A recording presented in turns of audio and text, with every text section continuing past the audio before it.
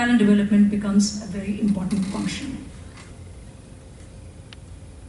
Aparna talked about reskilling while she was sitting in the panel discussion. And I personally feel that reskilling is also an important function inside talent development.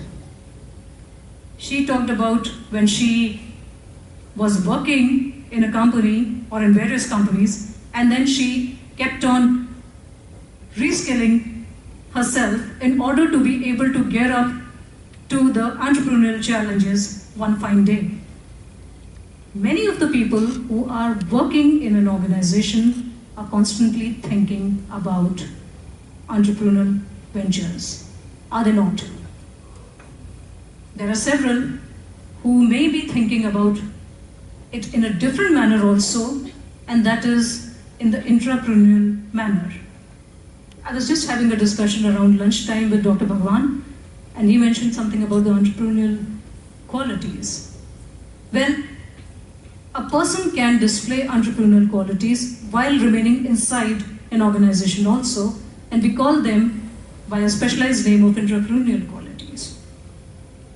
So this is also an important aspect, that reskilling of the employees when the company invests in giving them extra skills. It might lead to certain enrichment of the profiles. It will definitely lead to certain enrichment of the profile, and certain sifting of the right kind of people could be done, could be in place. The overall capability of the organization would also change because of this reskilling exercise that may be taken from time to time. Okay? Now, third thing is talent attrition. Well, talent attrition will definitely happen. Like I said, somebody asked me a question during the skit, and attrition will definitely happen. No one can be really completely prepared for attrition.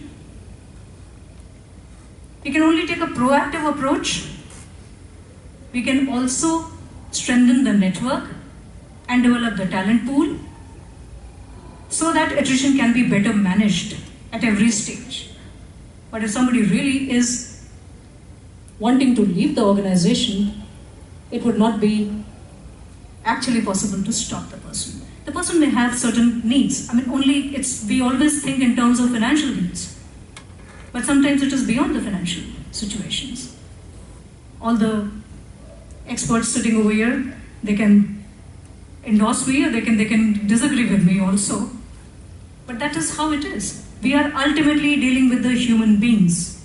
We have to start understanding that the human element in the human being will always remain a little unpredictable. I mean, somebody can depart and go to the other dimension all of a sudden, and that too is a different kind of lacuna may be created. But does the organization not fill up that space? They do. They come up with somebody new, is it not? Now, the scepter of competition is always very high. So every time when the talent is really taken care of in a respectable manner, in a respectful manner, and in an efficient manner, then and only then the results will be properly taken care of. They will show some kind of change and some kind of positive change. So these are the basic challenges, and these are acid test areas of mental resilience. Mr. Hiten Singh made some very wonderful comments in his previous panel discussion also, and precisely in this last panel discussion, you pointed out certain mental resilience factors. I will just quickly highlight those. See, we keep talking about the challenges, and it's all very wonderful because it's, as human beings, as learned human beings, we like to indulge in a lot of debate. A lot of bookish debates, definitely. But on the practical front, what can be done? where can mental resilience come in as essential factors in order to take care of the challenges and effectively convert those challenges into opportunities. First and the foremost thing is a never say die attitude. If there is a problem, there always has to be a solution. Very few people think like this. See, all of you have just displayed, I think that poor girl did not understand the question in the first place, otherwise she would have not stood up. All of you have just displayed resilience as a factor in you. I personally feel that resilience is needed in order to build upon further resilience. A person with nil resilience will not be able to focus on building more resilience. And there are very, very few people who have nil resilience, if at all there are. See, if you observe Charles Darwin's theory of survival of the fittest, it is talking about resilience. A person who is fit is resilient. A person who is fitter is more resilient. And a person who is the fittest tops the list of resilience. So how can we actually say that resilience does not exist in the system? It definitely exists. Human evolution is